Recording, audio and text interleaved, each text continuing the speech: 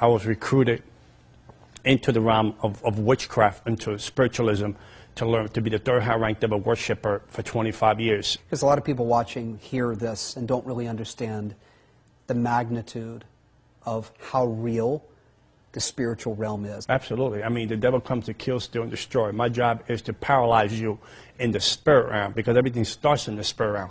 If I can paralyze you in the spirit realm, then whatever has to happen in the natural won't happen. So I will operate in the spirit realm. The spirit realm is more real than the realm that we are in now, because everything starts in the spirit realm. It's more real than the oxygen you breathe. What's happening in the spirit realm? There's a war taking place. I have to keep you away from the plan of God, no matter what, at any cost. You keep saying you. So when you say that to me, I'm understanding you to mean that when you were in Satan's army, I'm just going to say it like it is. No, absolutely. You would actually take on the role of a soldier for the devil. Yes. To do what in the spirit realm? In other words, to do witchcraft, to do tarot card readings, to do spells, to paralyze their neighborhood, so the cross won't reach that neighborhood. So the people in that neighborhood will know that it was a spirit of poverty, a spirit of prostitution, drugs. I feed that spirit in the neighborhood to control that neighborhood, so the cross of Jesus Christ will not come into that neighborhood. If you're a believer, to make you believe that the Christ you serve wasn't real, he was a fantasy. The cross is a fantasy. The cross is a figure of your imagination. I was very good at that. I had like a PhD doing that. Wow. And then after that, I discredit the cross, because I have to discredit the cross, because if I can discredit the cross, you have nowhere to run to. Sure. So you were vulnerable. You were in the middle of nowhere. So now I can come and attack. It's like a lion. He chased the hurdle. He goes after the weakest prey.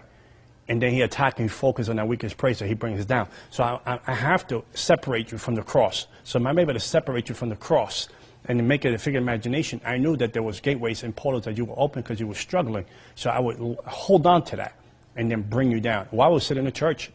I would go to church as a demon man and sit in the church and break the unity of the church, or break the unity of the spirit going on, so people won't get saved. Wow. What was your goal? What was the game? What was the end game? Move up the ranks as a devil worshiper. Move up the ranks, make my daddy proud. Did you fulfill my assignment? Did you actually see things you couldn't explain take place? I would sit with the devil like I'm sitting you with today. I would talk to the devil all night long. He would manifest in human form. He would come into my house. The presence would change. The atmosphere would change. The room would change. Your presence was there. I sold my soul to the devil. I got the marks in my body here. I got the marks here. I got the marks here. I got the pentagram carved into my flesh. So I would sit with the devil all night long and speak to the devil, because the devil wanted fellowship. Now, John, you can appreciate that's hard to believe. I'm not questioning you. I'm saying that people watching right now are saying, wait a minute, I see that in the movies, but this doesn't happen in real life. Right. How do we respond to that? I mean, you really saw the devil. Yeah, absolutely. Sat with him, sat with demons, principality. There's two worlds. There's the kingdom of darkness and the kingdom of heaven. There's people that seen angels. There's people that had an encounter with Christ. So if you can see that, then there's a devil. Sure. There's an opposite. Right. If you can't just believe part of the Bible. Exactly. You can't believe in miracles and not expect to see them. You can't believe in that Jesus raised from the dead, right, and not believe in that kind of real supernatural world is what you're describing. Right. And you saw it. I saw it. I lived it for 25 years. I mean, you can't, Jesus talked more about demons, cast out more demons. Wasn't that a third of his ministry? Exactly. Why do we not see more of that today? Because the church is preaching people happy, they're not preaching people free. Say that again. The church is preaching people happy, but they're not preaching people free. Christians are coming in bondage, in shackles, and strongholds, and generational curses in the pastors. And no disrespect to anyone's ministry, because I'm a Christian, I'm a believer. I'm on the side, I'm on the right side, but I can't preach you free, but I'm preaching you happy. Right. You know, it's like a sugar rush. I'm giving you a sugar rush, but I'm not really, you're not being healed, you're not being delivered, you're not being set free. Right, well, there's a place for that. I mean, I would agree there's a place for that kind of ministry.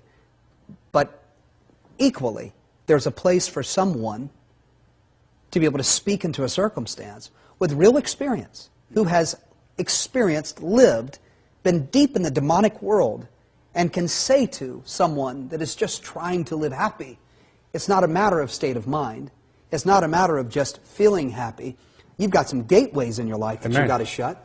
We've got to do some spiritual surgery, if you will, Exactly. to get them out of the ditch that they're in. That's what you're describing. Right. And that's your exactly. ministry. And that's my ministry. That's My your ministry is to come to set the captives free. People have forgot to know that there's a devil to fight. There's demons to cast out. There's a world of darkness that we're in a battle for souls. Sure. Who's going to win souls? Jesus going to win more souls or the devil is? It's really what it's all about. Exactly. You know, it is a battle for souls. So spiritual warfare is needed. I mean, the Bible says it's clear. I mean, when I read the Bible, it comes so much to life. It said the kingdom of the light. I used to project. I used to leave my body home and I should project to go to different neighborhoods and put curses in the neighborhood. Because whatever you can curse on the spirit realm is able to come out of the natural. In the only neighborhood that I was not able to curse, it was a Christian that were praying for the neighborhoods. They had a circle of unity praying for the neighborhoods, and they used to chase me out to prayer. Wow. It was one accord, one unity, praying in the spirit, casting out demons, healing the sick. People need to see the power of God against the power of darkness. And I would submit that most people watching have never really experienced the power of God. No. They've never seen what you're describing. I mean, I came from a kingdom of darkness. I had $100,000 witchcraft stuff in my house. I had human bones in my house. If I would tell you I was going to kill you in 30 days of witchcraft, I was going to kill you in 30 days of witchcraft. So today, Jesus had erased everything and took my mess and made it a testimony. Wow. And now I'm educating the body of Christ that there's a devil out there that we need to fight. I'm educating the church, the spiritual warfare. We need to stay free. You know, not only, yes, we're freed by the cross, we accepted Jesus. Accepting Jesus gets you into the game, by the way. Mm-hmm. It gets you into the game. Now you have to walk out your Christianity. Mm-hmm. You don't get saved, in other words, and it's all happy from there. Right, it's not all happy. You get saved, and then the real battle starts. There's devil that's trying to stop your purpose and your destiny. There's devil that's trying to give it an abortion. An abortion by how? By you have a purpose and a destiny that's in you, that God already put in you. He's trying to abort that baby. He's trying to abort that purpose and destiny so you won't reach the cross. You won't reach God's very best. Where there's high crime, prostitution, killing, that's not just the work of people that make bad choices. There's an actual spiritual influence, a demonic force at play in that city. Maybe it's on somebody's job. Right. Maybe it's in a home. I mean, the spirit realm is alive, and it's not just bad decisions that people make. It's not just choices that we make. Right. You're saying that sometimes what someone watching right now might be facing might in fact be a demonic attack on their life. That's one thing boggles my mind. Right. Everybody's angry with God. Well, everybody wants to blame God. When Everybody wants to blame God for everything. Sure. But no one is blaming the devil these days. The church, everybody's blaming God. I didn't get my boyfriend. I didn't get a girlfriend. I didn't get married. I didn't get a car. I didn't get the promotion. Everybody's blaming God. Right. No one's blaming the devil. Do you believe that people watching right now that are facing the challenges of life, and not just everyday challenges, but grips, their bank accounts empty, they are fighting every day with their spouse, they just went to the doctor and found out they had a diagnosis of some disease, maybe they have inflammation that won't go away, maybe they're angry all the time, they're frustrated all the time, they're depressed, they see no hope, all they see is negativity. Do you believe that the devil could be worked right now in their life? Oh, absolutely. You know, let's put it there. If it was something natural, you can fix it. If it's something natural, it's easy to fix. You can put it together. It might take you some time, but you can get a remedy for it and get it fixed. Whether it's a cold, sickness, whatever, situation in your life, situation at work, situation in your marriage, you can sit down with your wife, talk it out, you can fix it.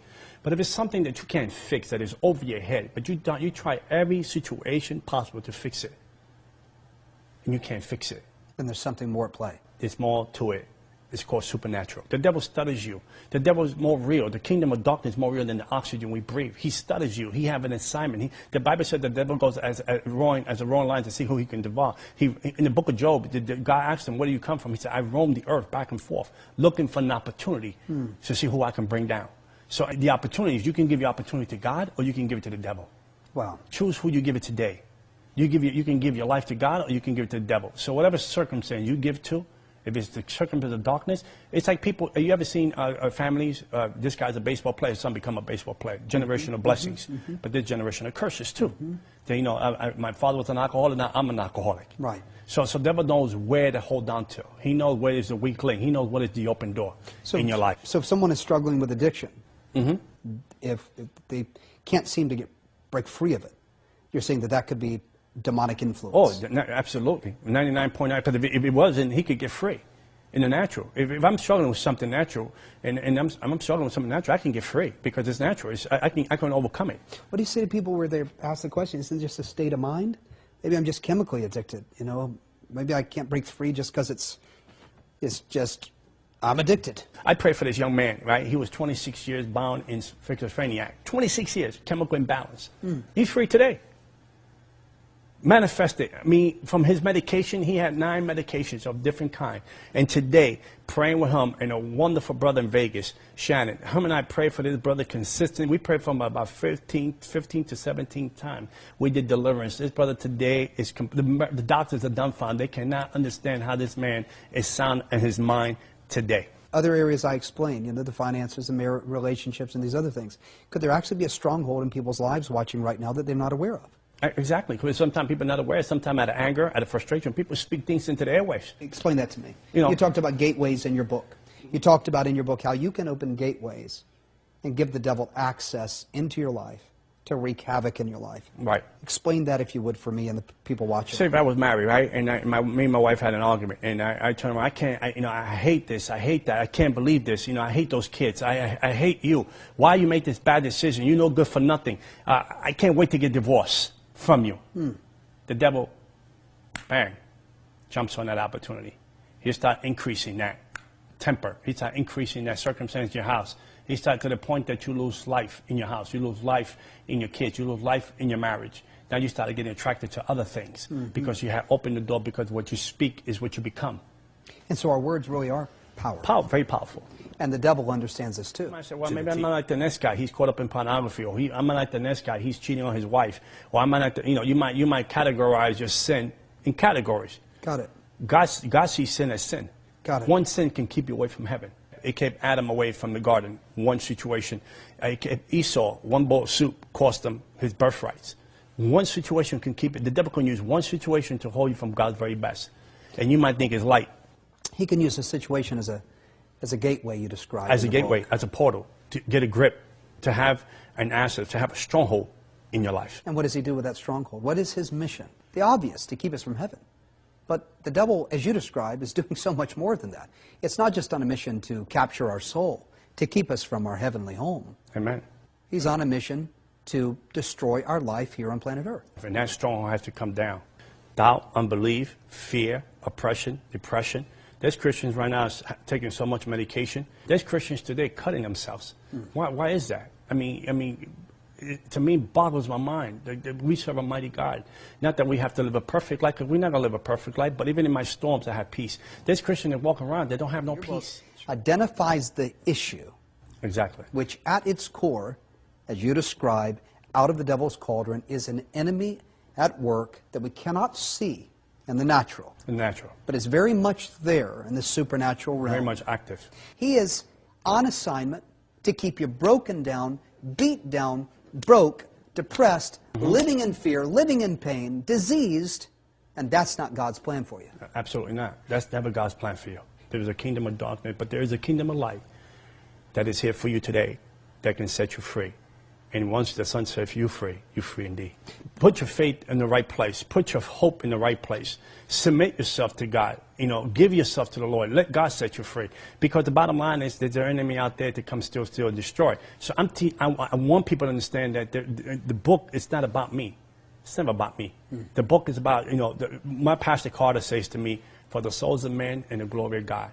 That's what I'm here for. That's what God saved me for. That's good. To open up the eyes of the believer, to open up the eyes of the unbeliever. If I have to suffer for 25 years so you can get your freedom, so be it. Well, what are you wanting people to get from this book? What are you wanting them to understand that they can apply to their life?